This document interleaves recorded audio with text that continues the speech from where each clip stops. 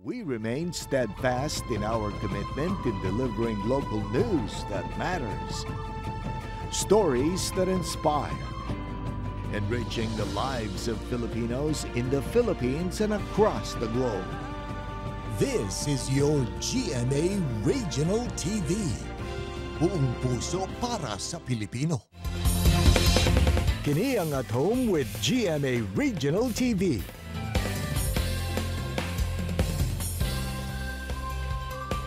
Mayong buntag, Southern Mindanao ug Caraga Region. Kini ang At Home with GMA Regional TV. Atod namo mga importanteng balitang lokal gikan sa Northern ug Western Mindanao.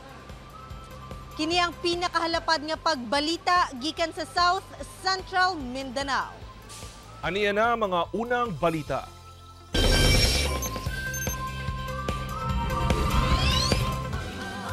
Nagmalinawon ang pagsugat sa Pasko sa pipila ka lugar sa Mindanao. Magbanay dagsa sa mga simbahan alang sa simbang gabi. Ano ang report ni Sara Hilomen Velasco? Midagsa ang mga debotong Katoliko sa San Pedro Cathedral sa Davao City sa ulahing simbang gabi una ang adlaw sa Pasko. Gikan sa magbanay ngadto na sa individual nanimba aron mga muyo ngadto sa Ginoo. Sa homily ni Archbishop Romulo Valles, gihatagan niini og importansya ang nagsingabot nga pagbalik ni Hesukristo. Giawhag niini ang mga deboto nga mangaliya og pangandaman ang pagbalik sa Ginoo.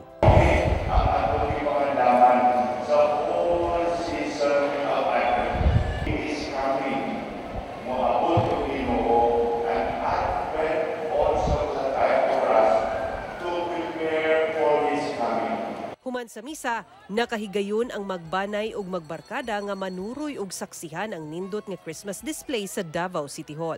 Sa St. Augustine Metropolitan Cathedral Church sa Cagayan de Oro City, dagsa sab ang mga debotong Katoliko nga mga Cagayanon. Hinuon sa kinatibuk-an, nagmalinaw ang pagsugat sa Pasko sa pipila ka lugar sa Mindanao. Ako si Sara Hilomen Velasco para sa At Home with GMA Regional TV.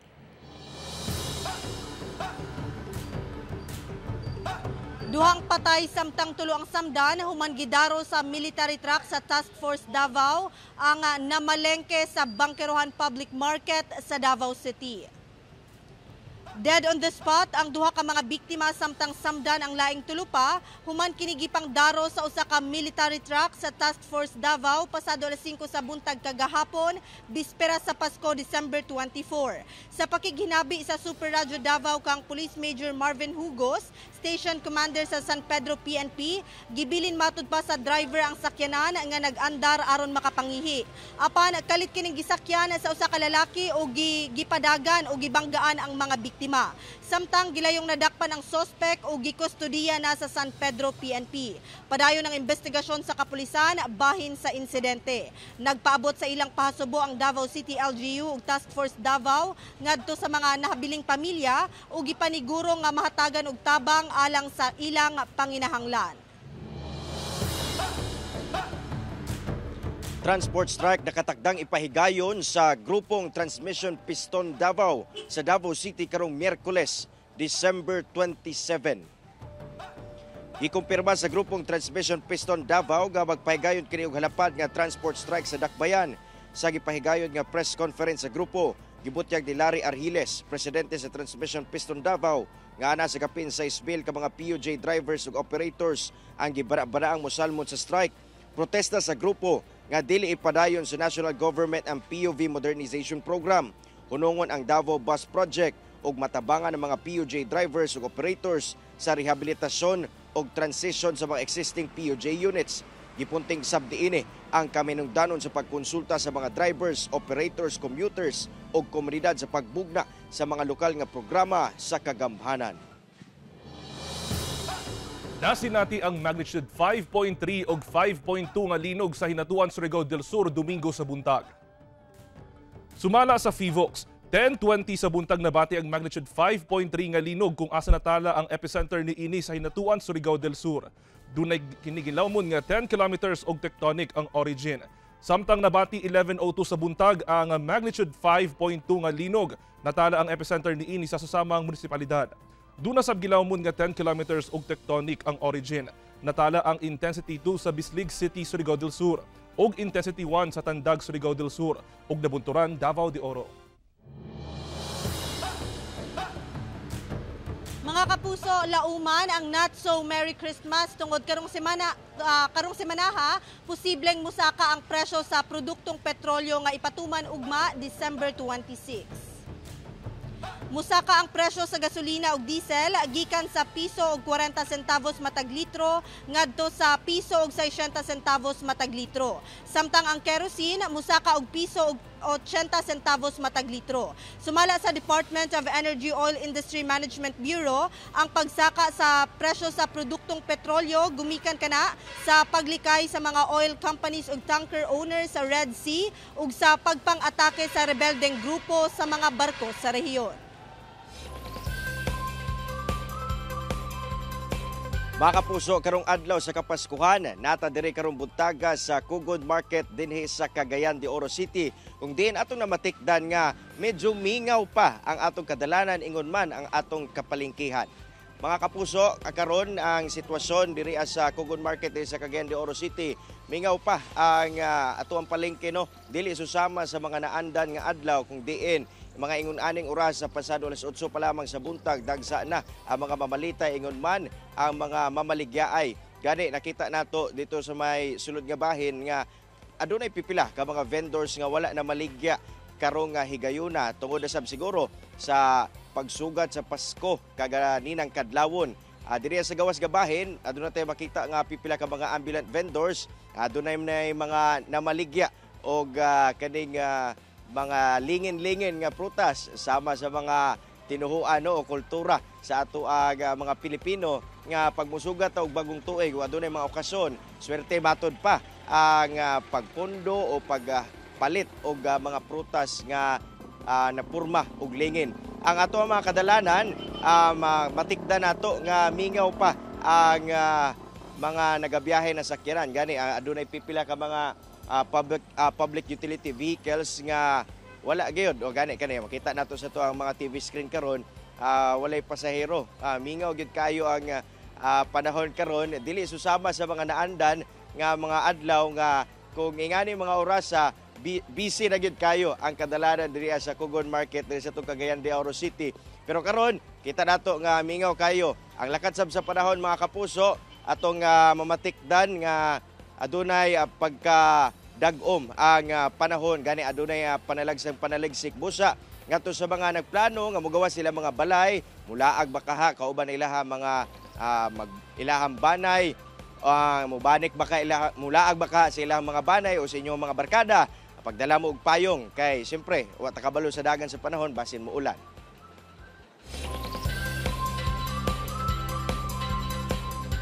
Sa atong mga kapuso nga mubalik na og trabaho ugma og mubalik na sa ilang tagsa-tagsa ka lugar, bintaha ang pagbiyahe karon samtang sayo pa sanglit dili padagsa ang mga pasahero dinhi sa public terminal sa General Santos City.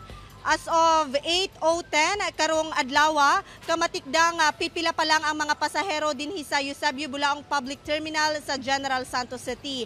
Gani kung bot ninyo og hassle-free nga biyahe, mas maayo matud pang mobiyahe na karong buntaga. Alas 5 sa hapon hangtod alas 10 sa gabi, lauman matud pa ang pagdagsa na sa mga pasahero. Sa mga bot mo sakay og non-stop trip sa bus, hilabi na kadtong mga mobiyahe paadto og Davao City, hangtod lang kini alas 7 sa gabi.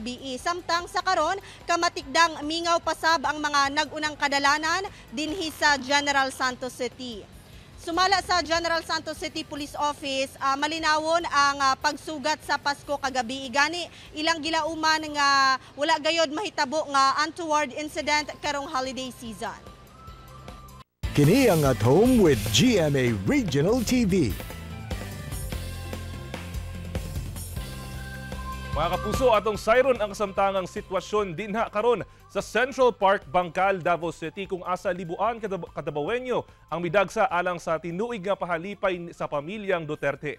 Makisaya kita pinaagi sa live report ni Jandy Esteban. Jandy, Merry Christmas!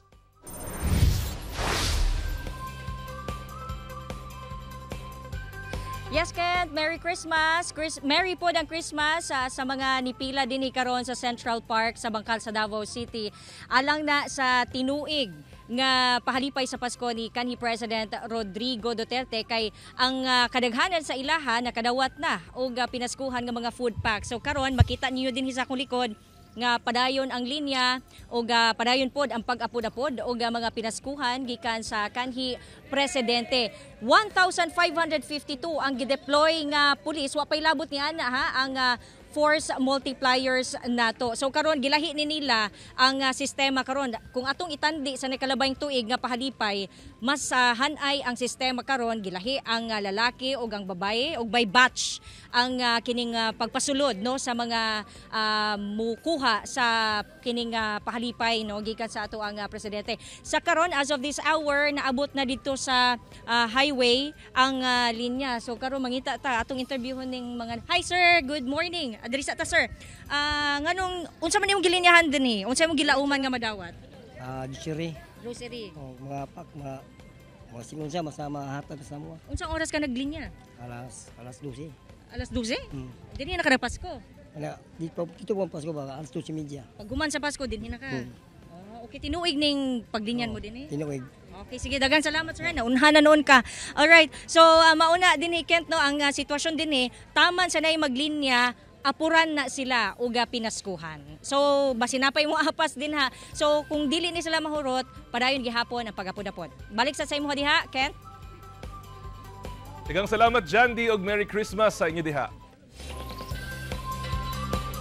Gipaspasan na sa Department of Agriculture 11 ang pagtapos sa final damage and loss assessment report.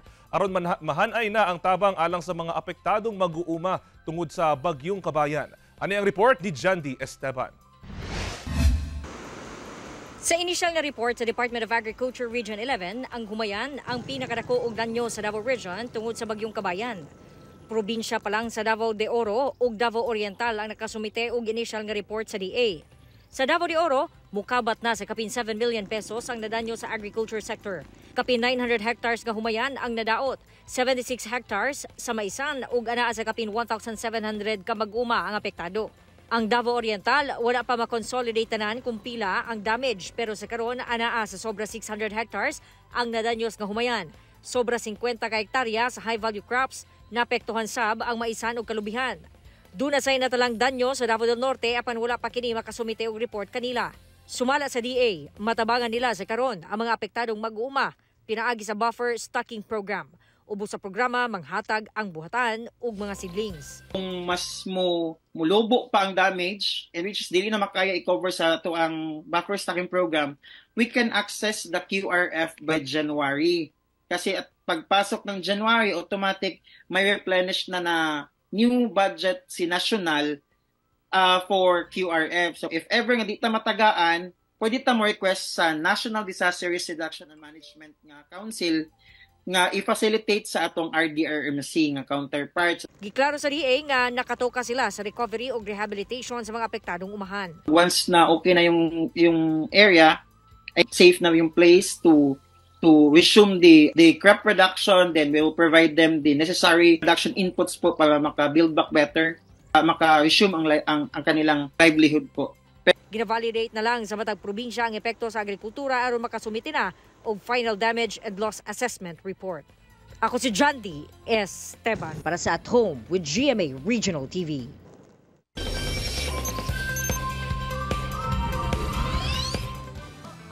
$300 ka Santa Clauses ang kana sa downtown sa Tokyo, Japan aron mo timbaya og malipayong Pasko sa mga passers-by.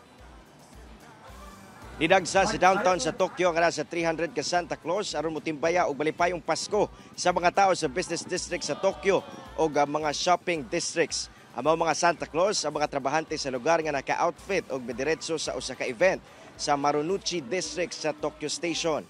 Karon nga annual event, nabalik na ang gift giving og mas wala na restrictions sa COVID-19. Ang mga Santa Claus ang gitunga sa tulo ka grupo. Ang unang grupo ang naghatag og ornaments nga regalo sa mga shopping malls. Ang ikaduhang grupo mo'y migreet og Merry Christmas sa mga tao nga anaa sa gawas. Ug ang ikatulo, ang game nga nagapa-picture sa mga nanglimpyo sa kadalanan. Sumala sa organizers nga 294 ka tao o 41 ka kumpanya ang misalmot sa maong aktibidad. tibuok kinabuhi nga pagkapriso o life imprisonment ang gisentensya kang Kapa Community Minister International Incorporated founder Pastor Joel Apolinario ug lahing duha pa ka opisyal tungod sa patong-patong nga kasong syndicated estafa. Ani ang report ni Argil Relator. Sa pahayag sa Securities and Exchange Commission, December 12 karong tuiga, dihang gipagula sa Branch 33 sa Regional Trial Court sa Butuan City ang desisyong guilty beyond reasonable doubt sa 8 count sa kasong syndicated estafa. Batok ang Kapa founder ug President Joel Apolinario ug duha pa ka Kapa leaders nga sila Cristobal Baradad ug Joji Husay, 15 incorporators. Silang tulo gisentansyahan sa korte og tibuok kinabuhi nga pagkapriso og mubayad og 195,000 pesos nga danyos ngadto sa complainants. Nasuta matud pa sa Regional Trial Court nga tanang elemento sa estafa ang anaa sa kasong gipasang-at tungod sa misrepresentation ni Apolinario ug mga kaubanan ni ini sa pagclaim nga otorisado silang makiglambigit sa profit-making nga negosyo bisan og dili sanglit usa sila ka non-stock corporation. Dugang pa nga gipasalig matud pa sa mga akusado ang 30% nga binulan nga tubo sa mga investor. Tungod sa pasalig, nadani ang mga investor sa pagbubo og kwarta. Resulta, nakasinati sila og kadaot, sanglit wala sila nadawat nga balik sa ilang gi-invest. Gikumpirma sab sa korte ang nahimong finding sa SEC nga ang pagkolekta og solicitation sa Kapa ang susama sa usa ka Ponzi scheme. Ang maong desisyon ni Gula human ang unong katuig diyang nasayran sa SEC nga ginaagni sa Kapa ang publiko sa pag-invest og 10,000 pesos nga ginaingong donasyon. Baylo sa 30% nga binulang return hangtod sa hangtod isip ginatawag nga blessings. Kahinumdumang niya adtong July 21, 2020, diyang giaresto si Apolinario uban ang 25 ka mga kaubanan sa joint operation sa law enforcers sa usa ka tagong resort sa Lingig, Surigao del Sur nga nisangko sa engkwentro tali otoridad ug private army ni Apolinario. Ang maong operasyon subay sa mando sa search warrant nga gipagula sa RTC sa Kantilan, Surigao del Sur sa paglapas sa law on firearms and ammunition ug illegal possession of explosives ug warrant of arrest nga gipagula sa RTC sa Cagayan de Oro City sa kasong syndicated estafa. Ako si Argil Relator para sa At Home with GMA Regional TV. Kini ang At Home with GMA Regional TV.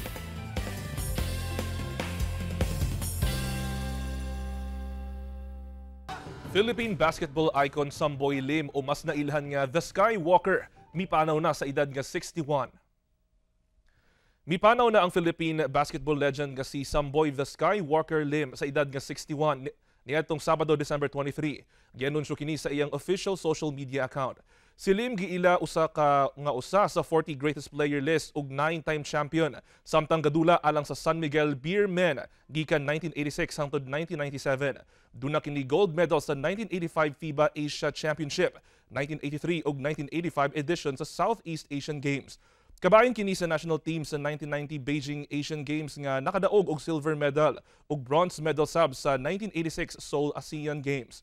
Produkto kini sa Kolehiyo de San Juan de Letran og dunay tulo ka NCAA championship sa tuig 1982, 1983 ug 1984. Mga kapuso, this is it. Masaksihan na karong adlaw ang official entry sa GMA sa 2023 Metro Manila Film Festival nga Firefly. Showing na sa mga sinihan nationwide ang coming-of-the-age road trip drama nga Firefly. Kinasing-kasing kini nga gidalit kaninyo sa GMA Public Affairs. Dalang imong tibok banay og mahinghangha sa istorya ni Tonton nga karakter ni Yuan Micael og sa iyang inahan nga si Alessandra De Rossi. Atong sayron ang adventure nga agian ni Tonton sa pagpangita sa mythical island of Fireflies nga susama sa pagulagway sa iyang inahan sa bedtime stories. Directed by Zig Dulay, kauban ng cast nga sila Isabel Ortega, Miguel Tan Felix, Cherry Paya Picache, Epi Quizon, Yayo Aguila, Cocoy De Santos, Max Collins, with special participation of Ding Dong Dantes. Busa, tanaw na mga kapuso.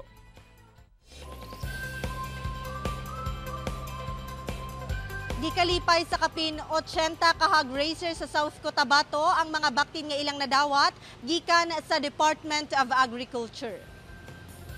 88 kahag racers gikan sa Surala, Coronadal City, Colombio, Santo Niño, Nurala ug Tantangan, South Cotabato ang nakadawat og tagtulo ka libreng baktin pinaagi sa livestock program sa DA12.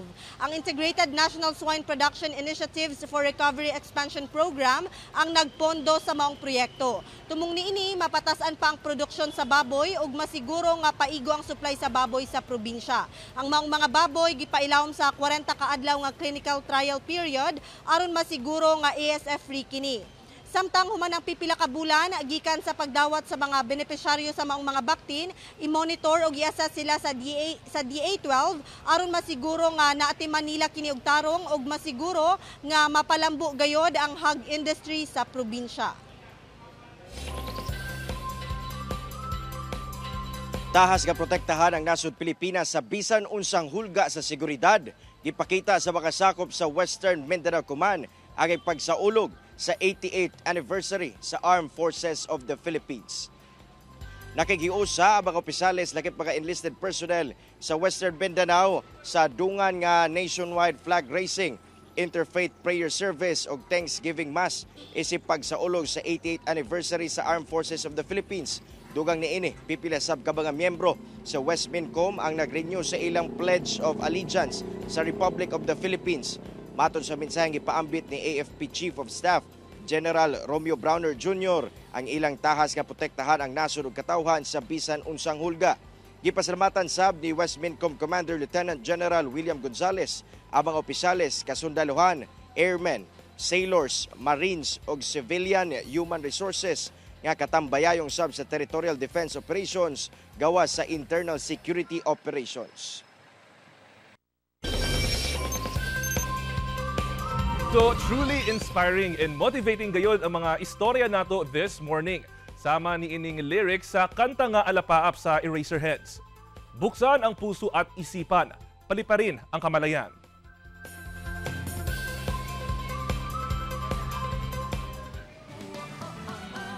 Merry Christmas mga kapuso!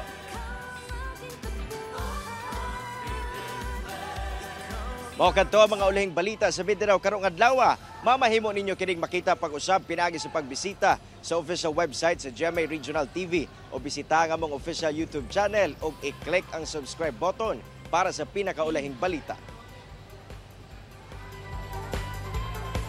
Daghang salamat sa atong mga kapuso sa Mindanao nga nagalantaw kanamo sa atong mga kapuso abroad. Padayon lang sa pagtutok sa mga lokal nga balita matag adlaw tungod sa GMA Regional TV, Local News Matters. Kami sa At Home with GMA Regional TV, tibuok puwersa para sa mas dakong misyon ug mas alapad nga pagserbisyo sa nasod.